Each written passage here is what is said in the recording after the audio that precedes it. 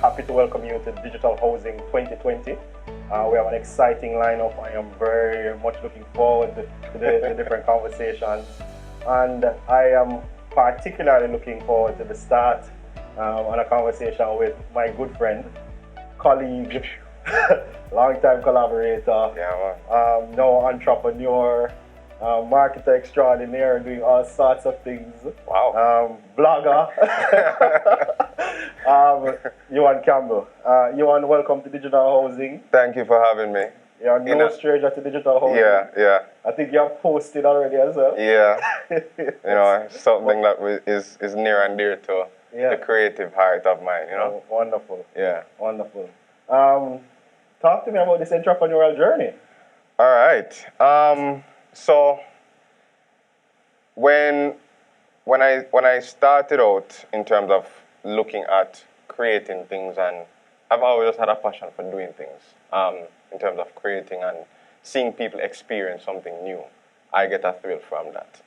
And a lot of times I have neglected my creative calling. Right. I've had ideas, I've sat on them, I was like, all right, now I want to do that. Right. Or just allow them to just fizz out.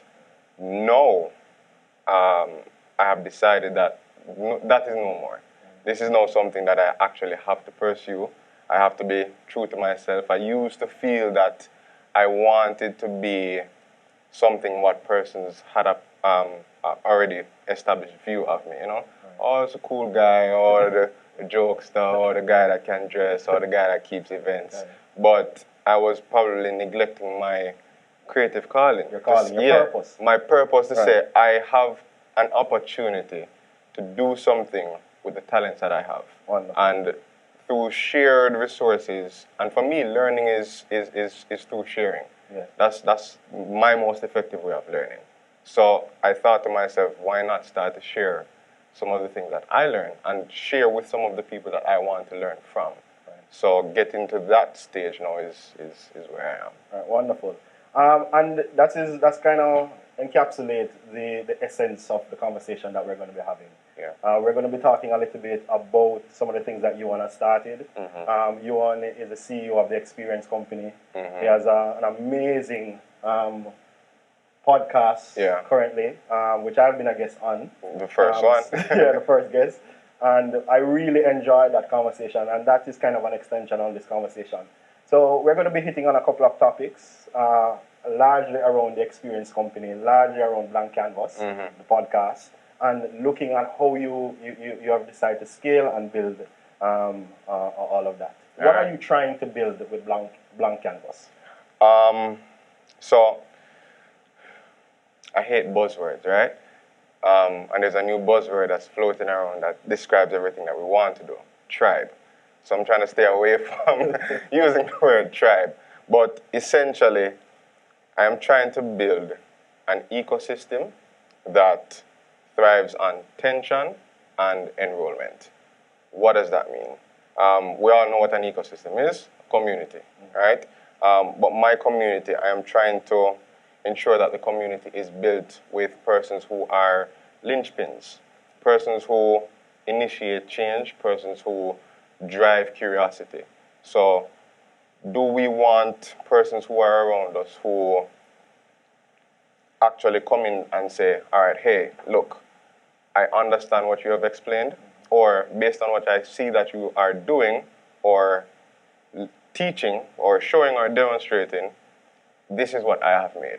So this is directly geared towards creatives. Yes. What do you think of this? And I don't want to box it and say creatives, because essentially we all have creative elements of or being on our fiber. We all can create something, and we all do create something on a day-to-day basis. This, what we're doing here, is a creation. Right. Even though you're not a pure creative as an artist or a sketch or sculptor, but this is a creation.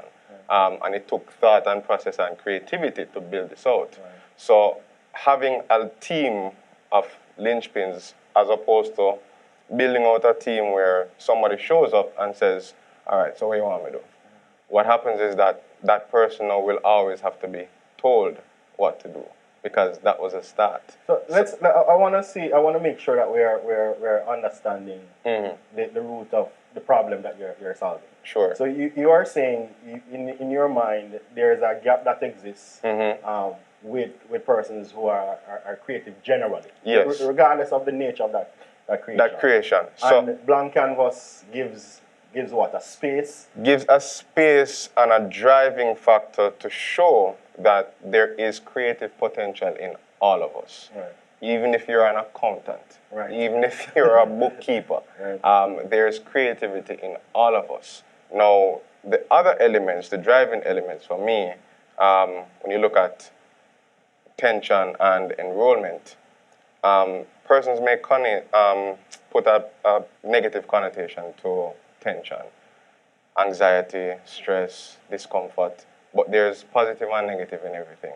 Right. So the positive elements of tension is that tension builds, tension catapults, and tension guides. Right. So if you look at even your physical makeup, when you put your muscles under tension, you get stronger. Right. That's how you get stronger. That's building. Yes.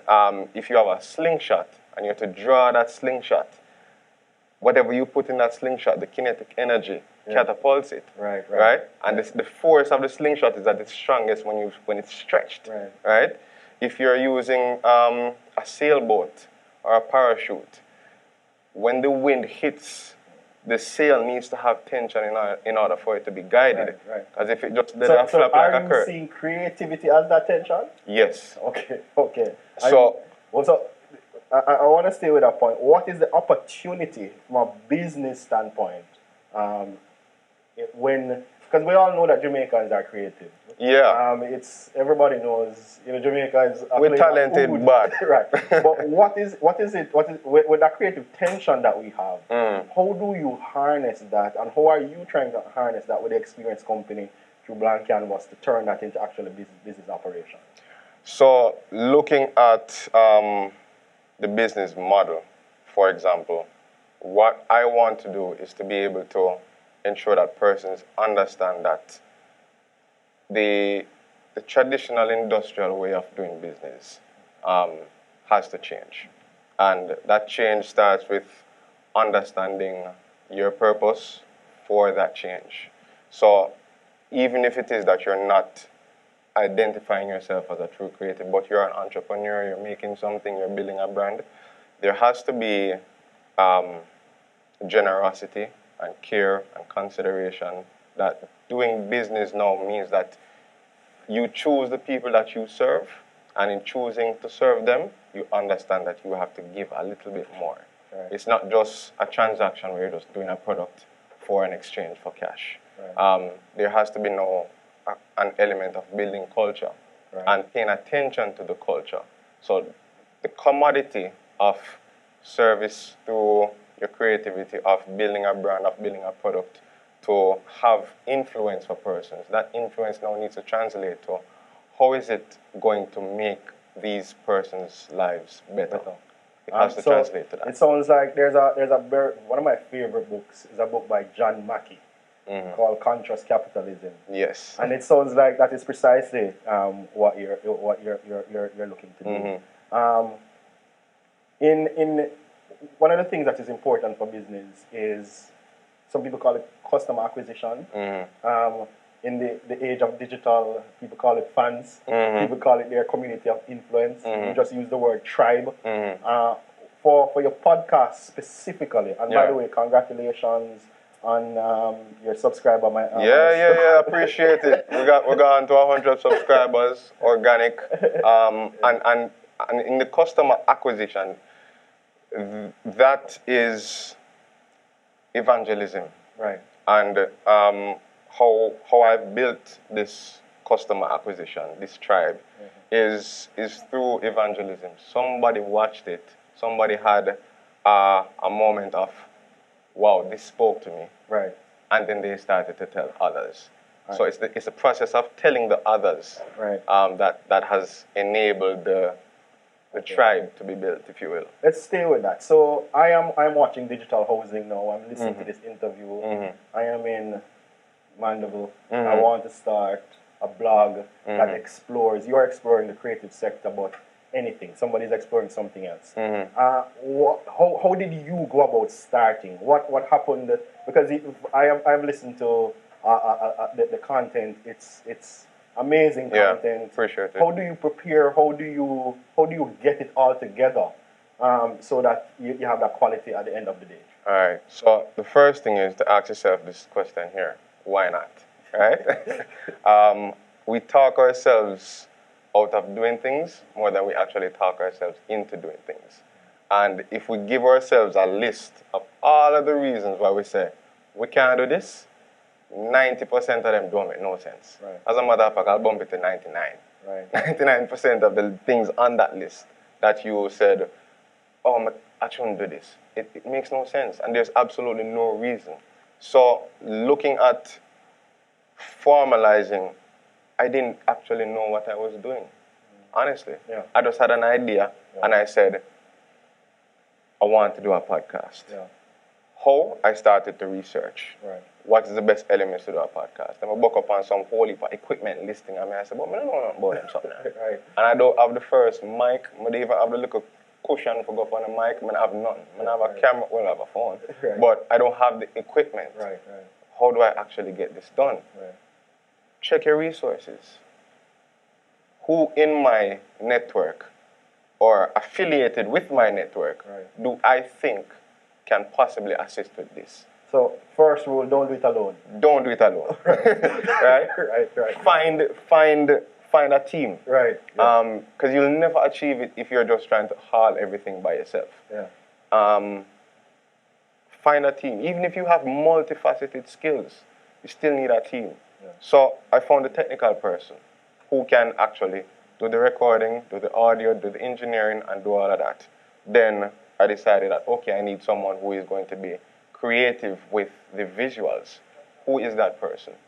Find another element and look at how we can actually create and design something that will now be appealing to somebody. Yeah. What does that design look like? Yeah. I had a blank moment, and I said, but in this blank moment, I have something to create, hence the name, Blank Canvas. Right? So now my canvas is whatever it is that I choose to make and put on it. Right. Which goes back to we are all creative. Right. So we all have a canvas that we set for ourselves on a day-to-day basis. Right. You chose your outfit this morning. You chose what you wanted to eat. You chose to be a part of something greater than yourself, i.e. digital housing, in an attempt to influence persons to realize that there is potential for doing business in digital. And it brings me back to another gem. Mm-hmm. Stephen Covey, who is, again, one of my favorite business writers, has this thing that he says the only thing that we really have control over is our ability to make decisions that affect us. Absolutely. Right? Our ability to change our mind. That's the thing that makes us human. Yeah. We have creativity and we That's have imagination. That is our superpower. Yeah. And that superpower gives us dominion over every other living organism ever created. Yes. We can create, we can imagine, we can use our thought processes to make our lives better. So why aren't we actually facilitating that? Why aren't we actually driving that? Why are we hesitating to say, but this might not work? Right. There's a possibility that everything might not work. Right. Given let's look at something, right? Suppose everybody that decided to do something great in the world also told themselves that me not bother. Mm-hmm. Suppose Steve Jobs decides to say, yo boy, it's hard. Bill Gates will laugh after me. Yes. Me not bother do this. Yes. Suppose Jeff Bezos say, oh, this book thing, I don't really think it's going to go nowhere, Right. And just shut down Amazon. Yeah. What would our world look like today? Yeah. The guys who decided that, look, we are going to transform how you travel. Yeah. We're going to make airplanes. We're going to make a car. Yeah. We're going to make a computer. We're going to make an interface that you can connect with somebody that is millions of miles away via telephone. Like, what if everybody that decided to actually go on this journey change their minds? Yeah. So what is stopping you from being that person on your journey? And I think that's one of the fundamental things that we miss as human beings, is that we arrive, everybody is alive now. We arrive in a world that is built and designed and we think that it's permanent. Yeah. And nothing can change about this world. But one of the things that we miss is that the world has been designed and has been created by people just like us. Just like us. And we have the ability to impact it. We have the ability to influence. We have the ability to change it. We have the ability to change it in the design. There's nothing insurmountable. Even in this COVID crisis, we have the ability to rethink and re-engineer and come up with more innovative ways of doing things. Absolutely. And I think that's what you're pointing. Absolutely. Wonderful point. I wish I could stay on it. Yeah, but we have to move on. Move through. Let's talk a little bit about how are you using technologies? How are you marketing? How are you driving what you're doing? How are you getting the word out? What is the most important marketing channel for you? So I may have the most non-digital references for the entire digital housing today, but the use of digital plays a critical role in every element of what it is that we're trying to create. However, before I get into digital, what I'm trying to do is to understand the people element first, understand the humanization of thought to execution, and then using digital now as a tactic. So digital is the tactic for me, not the strategy. And I think we need to ensure that when we're using digital, we also create the opportunity to understand that this is a tactic to get to our customers and use it critically. So in a way, what you're saying is, even if you're on digital, marketing doesn't change. It's still about people. It's still about people. It's about people first and foremost. Yeah. So before you go diving into the digital pool and splish splashing with everybody else, doing ads, doing boosting, step back, understand the surroundings first. Understand that there's a people engagement that you have to understand. Yeah. And then when you use digital, it enables you now to get to that person quicker because you already understand what it is that this person is looking for. So if I'm using digital, I understand that he may not necessarily, if I'm doing a product or a commodity, I need to understand that he may not want a phone. Right. He wants the ability to connect and the ability to be a part of a community. Right. So how do I engage him? She may not want an Audi. She just wants the ability to commute comfortably. So whether it be an Audi, whether it be a Honda, whatever it is, the base of it remains the same. Yeah. The human desire remains the same. Digital is the element that we use to enhance that human desire. You know, one of the things that, I don't know if you remember, but back in the day at Digital Housing, at Point Global, we had a saying for the creative theme, which was think more, design less. And that is exactly, because a lot of people get up and start creating elaborate, they build out $1 million website, they do. If they think about who they're trying to serve first, then you hit the mark. You hit the mark. What I hear you are saying is, what you focus on is who am I trying to serve first, and then use that as a platform to which you drive everything else. Exactly. So now the metric becomes easier to understand and to measure, because if I have put out an ad and I have done a campaign, I'm not even understanding who it is that I'm trying to serve or who I'm trying to attract or who my audience, target fan base that I'm trying to build. When I see 100,000 views on the face value, and that means to me that 100,000 persons engaged, or I see 500 or 50,000 likes, or I can now go deeper into it and understand who actually clicked to go to the shopping page or to visit the website. If we're not actually looking at the conversion, what comes out of the funnel, because the top of the funnel will always start nicely. You know, you'll get most person's attention there first. But who comes out at the end of the funnel is who it is that you really need to concentrate on. But it becomes easier once you understand where you should have put the funnel in the first place. Which is a fancy way of really saying marketing is about the science of targeting. Exactly. By the way, I'm patenting that. Marketing is the science of targeting. It's figuring out who your target is and really being useful to that. To that, absolutely. Again, we need about 3 hours. There's so much things I want to explore. Because all right, hold on. Let me touch on something real quick, right? One of my fundamental problems that I think exists with marketing, and I'm gonna make the point. So this is definitely another 3 hour, but we'll get it. I don't think we do marketing very well in Jamaica on a broad base. Right. I think we do a lot of advertising. Ah. And I think we run a lot of ad campaigns and call it marketing. Yes. When really and truly, for me, my marketing campaign needs to hit 2 marks.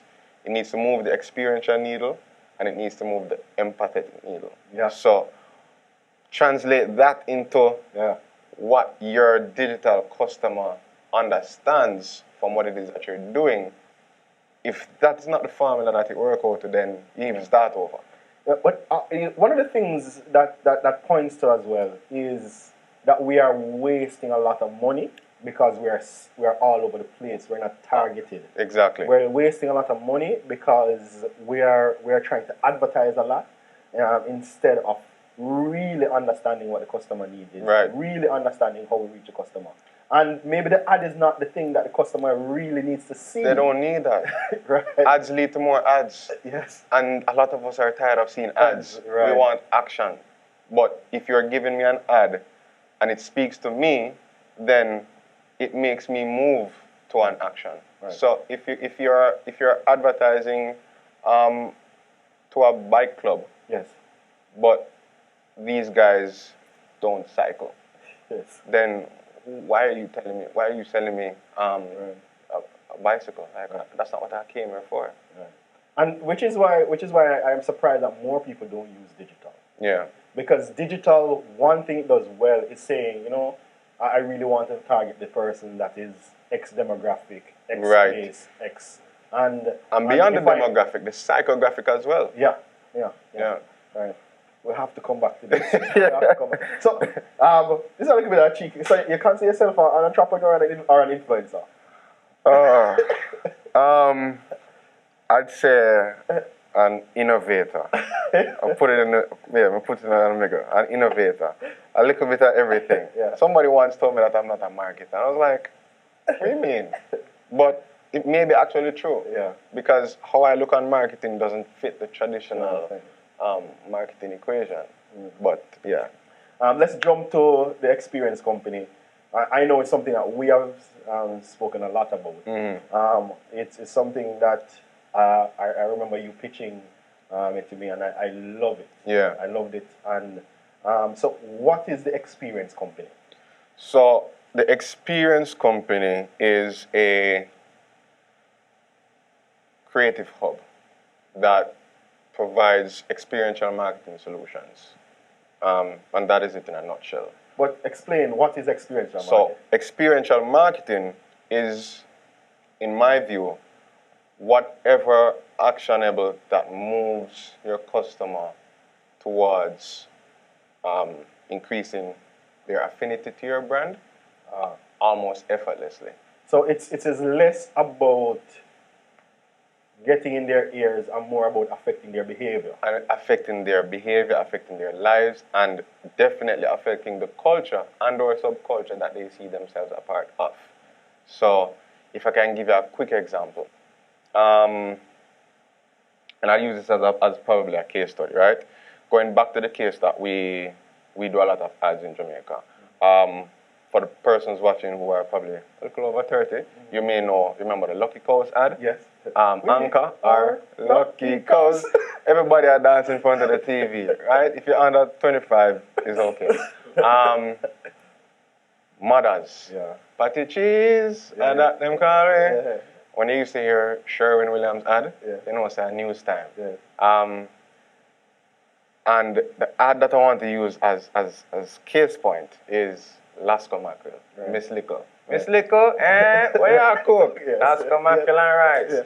Now, I thought of this case study as a perfect opportunity to expound on some of the opportunities that we miss when it comes to experiential marketing and some of the opportunities that we miss when it comes to changing or creating impact in the culture.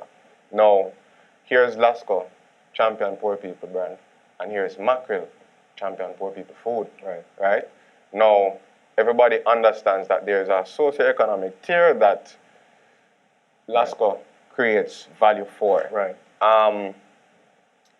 What and understanding the culture that exists, the week or the day that the best financial decisions need to be made by that lower socioeconomic tier is vengeance week, between the 23rd and the 24th, just before you get paid. Why? Because we don't have no more money. We need to make it till payday. Enough people on the 24th, is a 1,000 of them having in their pocket, and it need to stretch for bus fare, lunch, I mean, if I come back and work tomorrow. So how do I use this $1,000 effectively? I thought, what if actually Lasco did do a tin boom day and say, look, we are putting the most affordable product, Lasco mackerel, which is also one of the most affordable meals to cook as well. You don't really need no whole heap of ingredients. Like a scotch bonnet and like an onion and some flour, knead up some dumpling, you're good to go. What if you actually had a tin boom day, right? What if you actually said that, look, across the restaurants, cook shops, mackerel up on the menu.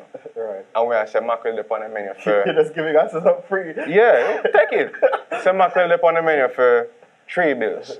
Because on that day, people can't really afford to buy a $600 or $500 meal. And in your mind, that goes directly to understand the Jamaican culture, the way Jamaican consumes, the way Jamaican interact with the products that they service, which is around, again, behavioral change, experiential marketing. And the space that you play in. So, if you say Tin Boom Day on the 24th, and that becomes a culturally relevant thing going forward, then you have to ask what kind of mackerel. If when we get paid, whenever we go supermarket, Alaska mackerel. Because they've affected them in their real life. In our real life, you understand? So we don't need to do a billboard.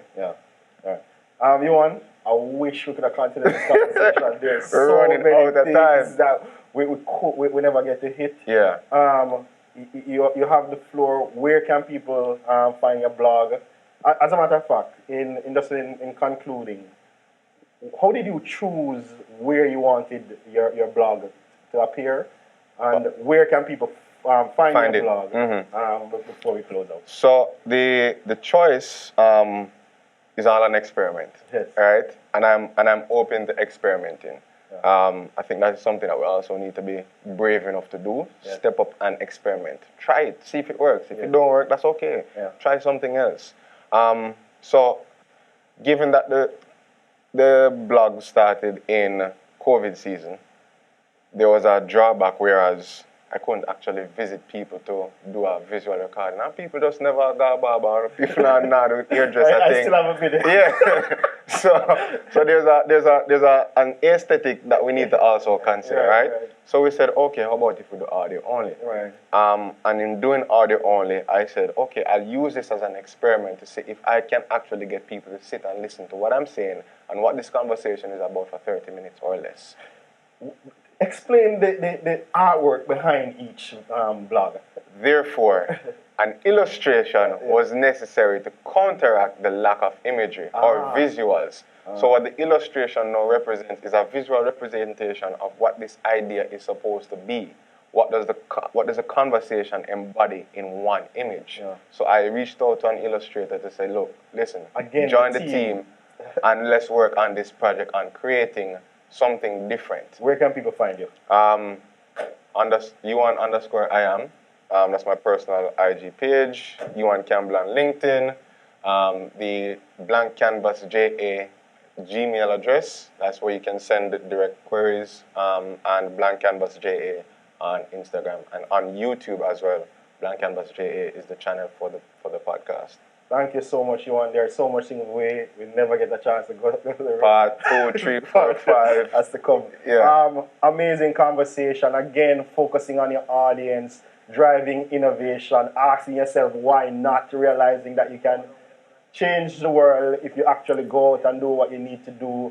really impacting and finding innovation and driving not just advertising, but actually changing experience that affect the culture. Thank you for tuning in. We're going to have another exciting conversation coming up with a number of our other speakers in about 5 minutes. Join me for the next session. Thank you, Ewan. Appreciate it, brother. Every time.